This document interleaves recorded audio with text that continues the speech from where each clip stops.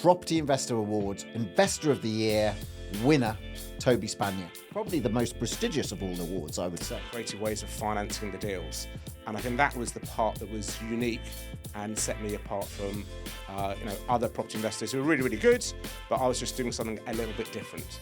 Welcome to the Property Business Accelerator podcast. Now, I'm here today with this year's Property Investor Awards Investor of the Year winner, Toby Spanier. So he has done some amazing things over the last 5 years that has then got him this award. So I'm here today to talk to him, to unpick what's been going on, what's made him so successful, and what kind of deals he's done. So stay tuned to listen to Toby. Welcome, Toby, to the podcast. Hi. It's great to have you here, and congratulations on your award. I think that's brilliant news. I think it's very well deserved. Obviously, you've been slaving away now at the property investing for a while. And I think certainly over these 5 years, obviously we've been working together for about 5 years. I've seen you really, really grow and done some amazing deals. So tell us a little about how you actually came about to win this award. You know, what does the award entail? Because it's not like a specific deal, is it? It's more than that. It's probably the most prestigious of all the awards, I would say. Well, thank you. So if you can explain what the criteria is so everybody's aware, and then we'll get into some of the exciting things that you've been doing over these years to actually win this award. Yeah, thank you, Mike. For those that don't know, there's kind of two aspects to the Property Investor of the Year award in terms of its evaluation criteria. The first is to have made a positive contribution to the industry over a 5-year period. And then the second is to be doing deals that demonstrate leadership, persistence, vision. And I think the reason why I won was because I basically ticked both those boxes. Firstly, I've in the last sort of 18 months, I've coached over 100 people one-to-one through Zoom calls on property investing to help them become successful, which has been great. And I've really enjoyed the impact I've had from that. And then the second part is the deals that I've been doing. I've done a whole series of deals. In the last 18 months, I acquired 41 rental units. So these were properties to acquire and to hold for the long term. And the way I was able to do that was to use creative ways of thinking, creative ways of financing the deals. And I think that was the part that was unique and set me apart from other property investors who were really, really good, but I was just doing something a little bit different. Yes, because one of the things that I've probably observed is that obviously a lot of people think in order to scale your portfolio, in order to buy a lot of units, I mean, 41 units is a lot of units over the last 18 months, isn't it? You know, people think you need loads and loads of cash. But what I've loved about the way that these deals have been structured is that it's not really using loads of your cash. And also everyone then goes, oh, but he's borrowed money off here and left, way and centre. But really it's not about that, is it? Because you've not really been using outside investors into these deals.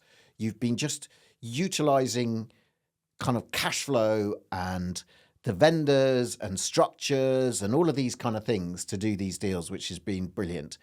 So maybe, you know, I'm aware of some of the deals that you've done. So maybe if we start at the beginning, kind of the first kind of step into this creative world where you did this, I think it was a couple of blocks of flats and you did the exchange delayed completion. Maybe if you talked through that particular deal. Yeah, so this was the first time I started to step up to bigger deals. Before this deal, I'd never bought anything more than 200K. And I decided I was buying single houses, on the whole dilapidated houses, doing them up, refinancing and recycling my money through that process. And I thought, this is good, but this is quite slow. And also, it takes a lot of cash, not only to acquire the properties, but also to refurbish them. Wouldn't it be better to buy something which was multiple units, where there wasn't a massive amount of refurbishment needed? So I started to look for blocks of flats, and I found a retiring landlord who wanted to sell 2 blocks. It sounds amazing, but these blocks were small blocks. They were Victorian houses, and back in the 80s, each floor of the 4 floors was converted to a flat. So they had their own utilities, own council tax. They were completely separate flats. And he wanted me to buy both blocks. I only wanted to buy one block. The asking price was 300K. So not a massive step up from 200K, but still quite significant. And the condition was all right, but tired. So they didn't need a complete refurb, but they did really need a good refresh. And with this one, I was able to acquire the properties in a creative way. I didn't have enough cash to buy two of them. So I came up with a plan with the vendor that I was going to exchange for £1. I offered asking price, which is something people are taught not to do, but I'll explain how that works in a moment. And then I did the flats up between exchange and completion. I got a bridging firm to come in and value the properties at exchange, and also to value them with the benefit of being modernised and also split into separate flats. So rather than buying 2 freehold blocks, I would buy 2 freeholds and 8 separate long leases. And so those two things made a big increase in the value of the properties. I used 2 different surveyors, one for each block. One estimated the increase at 43% by doing the refurb and creating new leases, the other at 45%. So just to give you some numbers, at the end of this process, I was able to borrow 75% of the open market value of the properties. So I hadn't completed them, but I had done them up. So I was able to borrow 75% of £860,000, which is £655,000, but the purchase price was £600,000. So I borrowed 109% of the purchase price on the day of completion, and the additional 55k covered my stamp duty, my legal costs, the legal costs for splitting the titles into new leases, and at the end of the day, I ended up with 4k in the bank account more than I had in the morning. So I actually had a net injection of cash at the end of the day. A positive cash surplus, which is always great to hear. Yeah. So for those that are listening and going, okay, let's break this down. Obviously, it was roughly around 800k. You borrowed 75% of that, so it was 600k as broad numbers. Obviously, you'd agreed to buy them at 300k. Therefore, you were cash in, pretty much getting the mortgage to cover it. And one of the key things here with this one, and for listeners to understand this, is you need to talk to the banks and explain what you're doing. And this was something that I did a little while ago, and obviously we with my broker, who obviously you also use, we had to go to the bank to explain this and get underwriting change basically within the bank. And this is what you utilised, wasn't it? It was this kind of technique that you then utilised to actually make this happen. I mean, it doesn't always go straight forward, but in reality, this was the next step up, because I always remember you saying to me, yeah, I kind of have a budget. I don't buy stuff over 200k, blah, blah, blah. And one of the key things in the Property Business Accelerator is that I get people to move up a level, what I call into the middle ground. It's kind of above the normal house purchase into properties that residential buyers aren't buying. And quite often, and I think one of the common themes of your success is that you've dealt with landlords who are exiting. And that to me is a key target. It was, when I first started out, I targeted those landlords exiting. It wasn't necessarily a strategy, it was something I did. But I think that's been key to you. And also, you've worked out, I think one of the key aspects is when you negotiate, you work out what the person wants. And why you got this deal over the line is because you understood what he wanted, and you said that I offered market price. Everyone else has been chipping away. They might have been able to do it there and then, but it was like, look, if I can give you what you want, but you give me some time, then we can make this deal happen, and there's a win-win scenario. And because you could then leverage that properties at the value, open market value, you could give them what you wanted. And this is what you've done time and time again. So those were great deals, and that was stepping stones onto probably the deal next. So do you want to talk through what I would say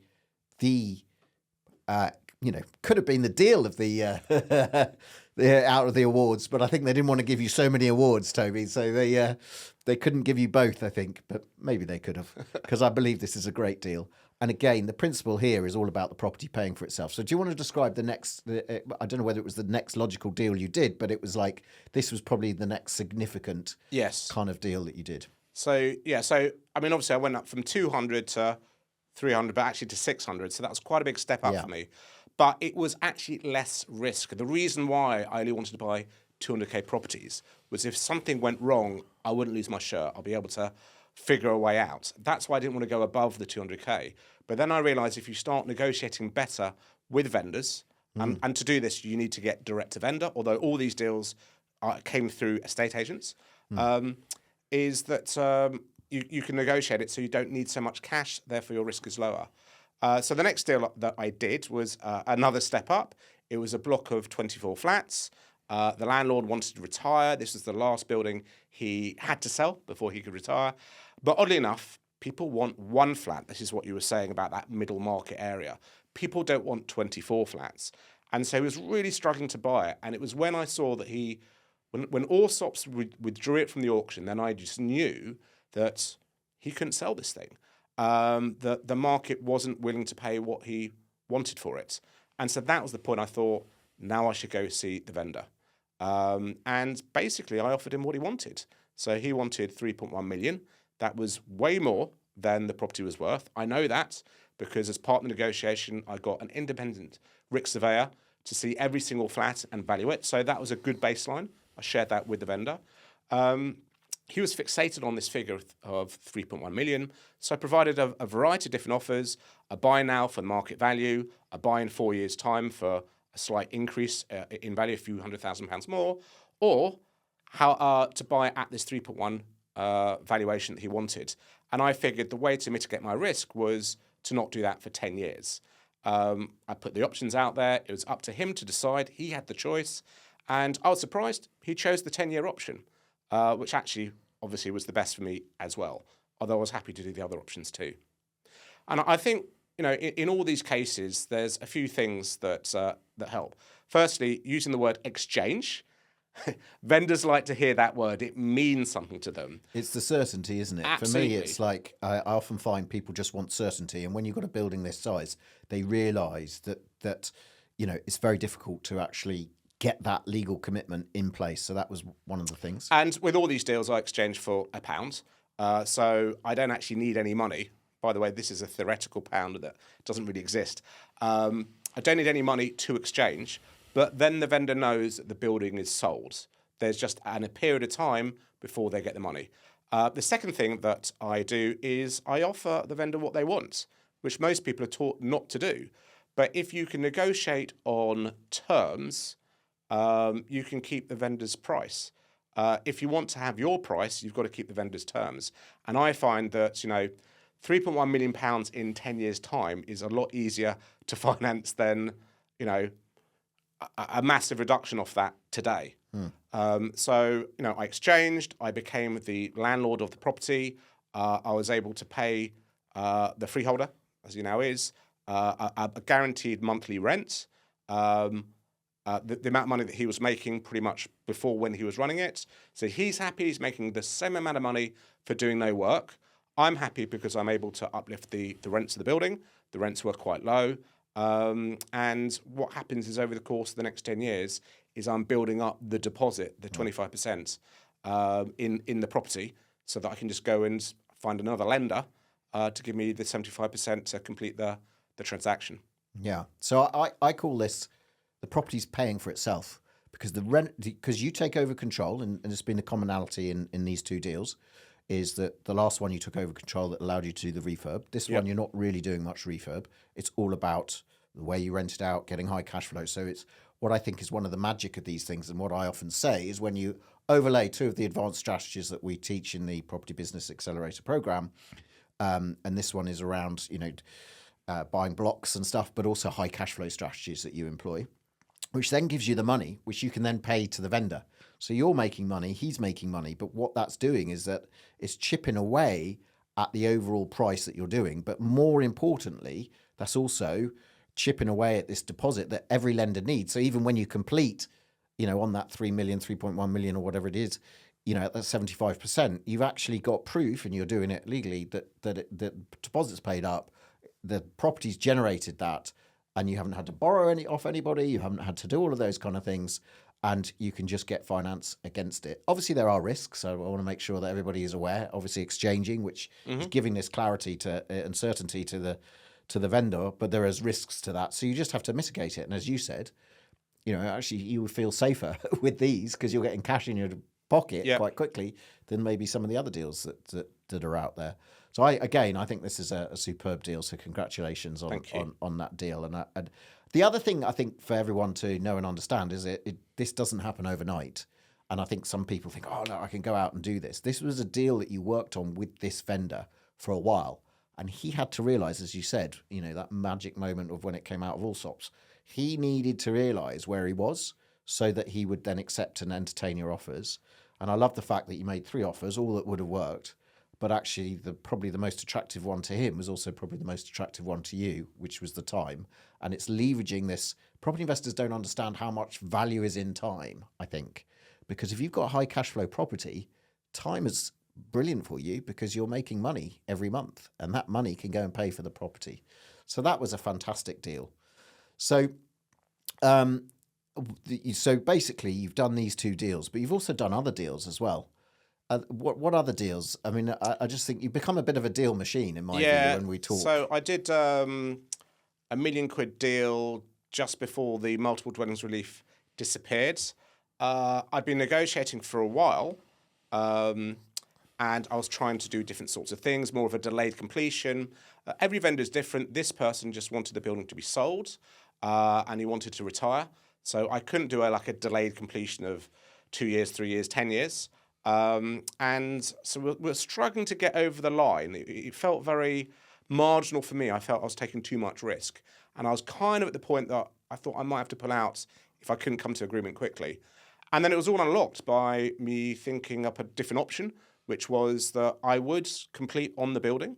I would do it just before the multiple dwellings relief stamp duty exemption disappeared. So that was a good advantage for me.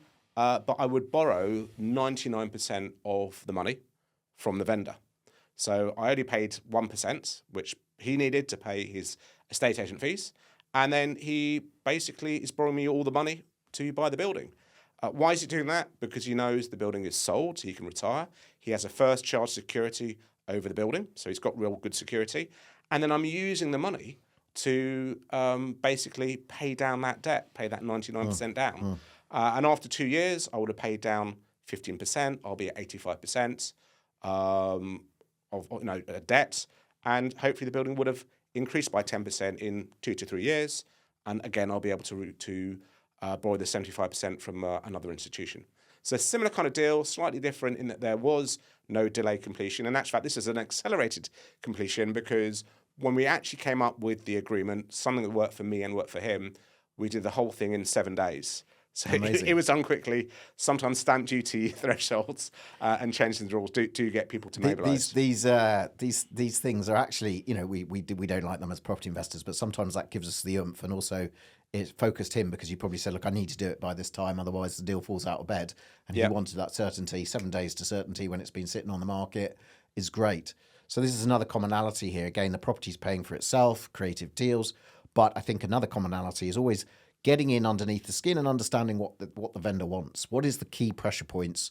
This was all around security, wasn't it? I remember talking to you about this one, and you were like, no, he needs proper security. And you came up with the idea of, you can have the security over the property. Indeed. I wanted to vendor finance it from him, and he was saying, well, I need another property where you can give me a first charge. Fine. So I started sharing the portfolio where I had unencumbered properties. There aren't that many, but they didn't add up to the amount of money that he wanted as security. And so it looked like the deal just wasn't going to happen. He was very fixated on having this level of security. Then I came up with the obvious answer of, well, why didn't he just take a first charge over the property itself? And he was happy with that because he knows the property. He knows it's a good property. He knows how much money it currently makes. So he knows that he's got security of cash flow coming in. And the other thing normally when you go to property training, they say it's a fixed pie problem. You need to take a bigger slice, so you need to give the vendor a smaller slice. You need to bash them down into submission. Otherwise, you can't do the deal. And I don't know, it does work for some people. You make 40 offers, you will find one over 4, 5, 6 months later that might come back to you where you can use this strategy, but it's kind of hard work and it doesn't really align very well with my personality. I prefer to look at property as a grow the pie problem, not a fixed pie problem. So if we can actually grow the size of the pie, we can both take away bigger shares each. And that's essentially what I've done with all these deals. Yeah, I think for me, it's like, as you say, the principle really is a win-win. And if you get a win-lose, which I think is what you're talking about, I find that deals fall out of bed because there's vendor remorse. I call it vendor remorse. They kind of do it under under like duress. And if you have that situation, they're not as motivated to get it done. And then things will fall over because, they're a little bit like, I've been screwed here. So it can fall over. Whereas when you've got a win-win and they genuinely are really happy. I mean, I remember doing a deal with, it was again one of these creative deals where, again, certainty with the exchange, the guy had health problems. And, when I said, look, I'm going to exchange if you agree to this, I'll exchange within a month. And again, the word exchange, I could just see a sigh of relief because he'd been trying to sell the building for a while. And again, the property paid for itself. I was collecting cash, and then paying him in installments, and then we completed on the end value that I'd increased. So I think that's critical.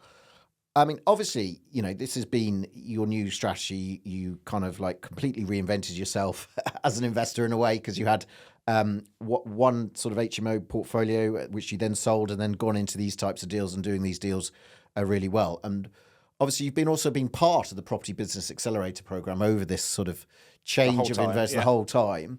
What would you say you've taken out of what's been really good for you being part of the Property Business Accelerator to actually, I guess, achieve to what you've achieved? What have you taken out of the program? So I think there's two things. Firstly, it's just the network that you're in. So you're in a network of other property investors, property developers, and it's a really good supportive network. What I like about property is there's a lot of it. So no one's in competition with anybody else.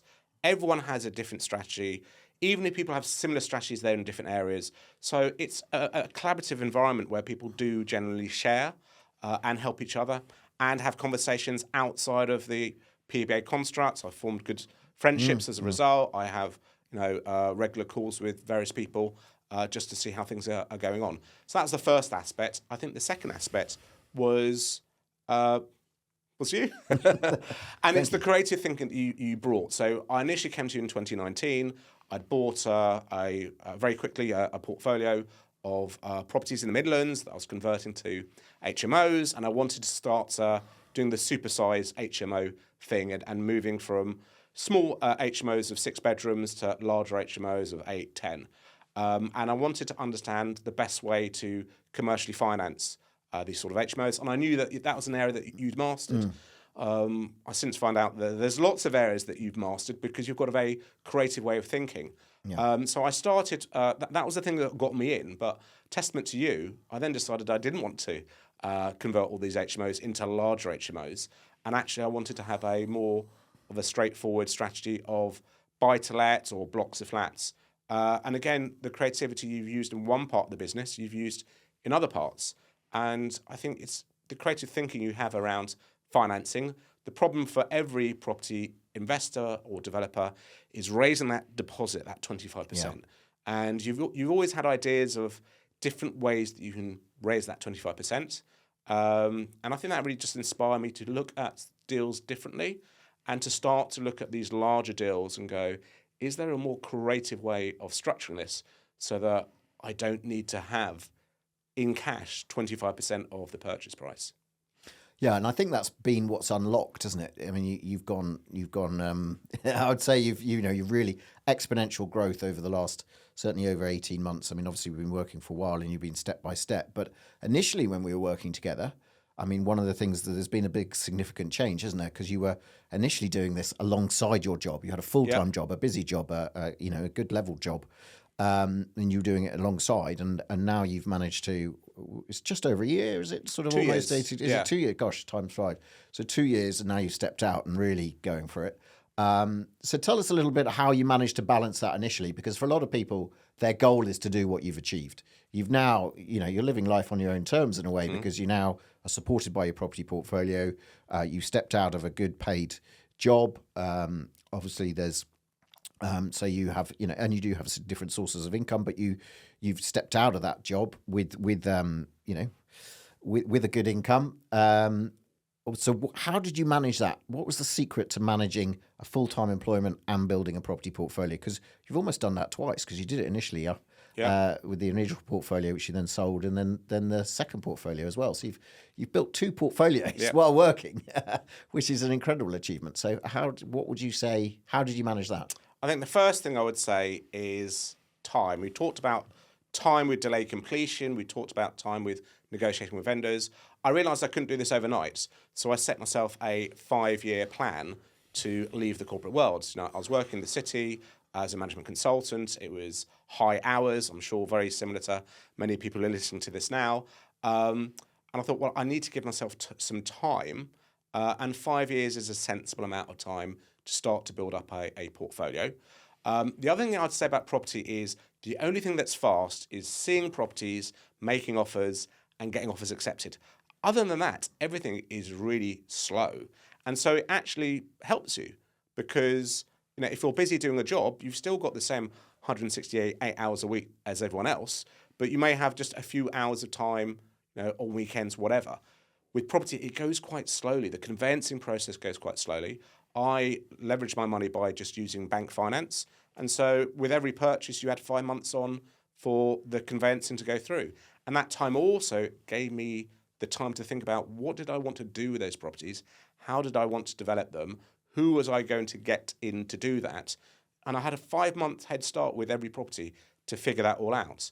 So that enabled me to basically still do a full-time job, still do a good job for my employer, but start to gradually grow a portfolio. Yeah, I think that's a key thing, isn't it? I mean, obviously, you know, you can go, you know, there is a time delay in a way with property because of the conveyancing.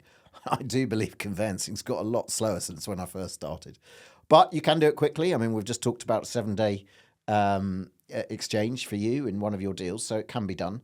But I think the norm is it goes quite slowly. You put in the offer, everything happens. You know, if you are buying with a mortgage at that stage, it's the mortgage offers that seem to take a lot of time, as well as the conveyancing. Searches are slow, all these kind of things. But there are ways to short circuit that. But I think, you know, testimony to you, I think you are a very efficient person. And I think one of the things and it sets you apart, is you don't procrastinate much. You make a decision. And as you said, then you know you've got further time to switch things, and you might have, I could do this or this with this property, but then you just make the decision, yes, I'm going to get this, go off and try and do it. But as all of that's going through, you then decide which route to take. And as we know, there are many routes with different properties as to what you can do. So that's I think that's been, you know, one of the keys to your success is you don't procrastinate. Because I look at Well, it's not quite true. It's not quite true. I would say that I do procrastinate. I procrastinated for 10 years before buying my first investment property because I was so scared that I was going to make a terrible mistake, lose all my money, and then be embarrassed about, you know, just stuffing it all up. And the key thing that I think makes the difference is being in a network of people who are buying property. Then you realise it's not really that weird to buy properties to rent out as opposed to live in. And that was what the difference was. That's what got me started. I wish I had that 10 years before. And I do find with my coachees, the most difficult property to buy is their first investment property. And that's where I don't want them to procrastinate. I want them to find something that's sensible and then press the button and buy it. Yeah, I think I've often heard you say this. Actually, it's just go out and buy it. Just buy that first one. And I agree with you. I mean, I procrastinated for a long time as well, knowing that property was good and market was going up at that point. If only I'd got in earlier.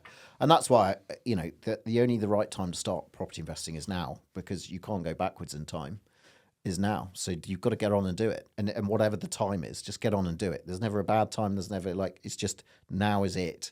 And I think, as you say, and I do think, I agree with you, I do think having that first property, just buy a cheapish property, get it over the line, get it done, you've done the first, that also opens up a lot of other finance to you. So once you've owned a property for 6 months, an investment property for 6 months, opens up commercial finance, it opens up so much more to you that you can really get going. And that's kind of when, you know, being part of the Property Business Accelerator program really kicks in, and you can then, you know, leverage lots of things. And that's when I wouldn't necessarily say step up a level for your first one. Just buy that often it's referred to in some of the circles I operate as baby buy-to-let. Just buy that baby buy-to-let. And then we step up, get into that middle ground, because if you go, too big into the 5 millions, then you've got funds and all of this lot sort of starting just pure buying on yield. Their yield that they'll be happy with is far lower than the ones that we're happy with. We want good return on our investment, good return on equity employed, all of those kind of figures, high cash flow, high income, make it all safer because of that.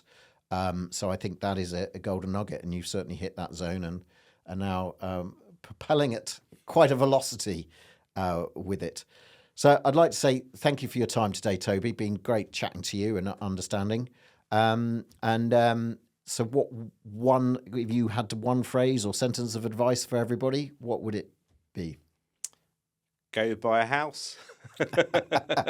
Just get on with it. I think the key thing is get on with it. Be part of a high performance environment where other people are doing the same thing. It becomes the norm. You stretch yourself to do it.